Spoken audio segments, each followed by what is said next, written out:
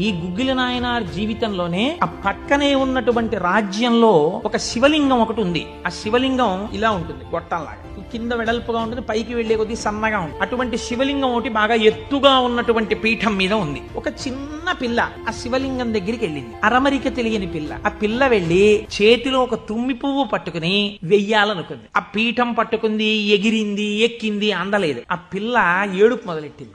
ఏడుపు మొదలెట్టి శివా శివా నువ్వు నాకు అందట్లేదు, పువ్వు ఎలా వేయనంది. శంకరుడు ఆ భక్తికి పరవశించిపోయాడు. వెంటనే ఇలా ఉన్న శివలింగం ఇలా వంగిపోతే ఆ పిల్లకేం తెలుసు శివలింగం వంగిపోయింది నా కోసం, అది చిన్నపిల్ల. పొంగిపోయి తప్పట్లు కొట్టేసి కాసేపు ఆడేసి 2 పువ్వులు వేసేసి వెళ్ళిపోయింది. అనేక శివలింగాలు ఉంటుంటాయి కదా గుళ్ళో, ఈ శివలింగం వంగడంలో లోపలున్న శివలింగం కూడా వంగిపోయింది. మరునాడు అర్చక స్వామి చూసి భయపడిపోయాడు. ఇదేంటి శివలింగం ఇలా వంగిపోయిందని. మహారాజుకు తెలిసింది ఇది ఏదో అరిష్టం జరుగుతుంది, శివలింగం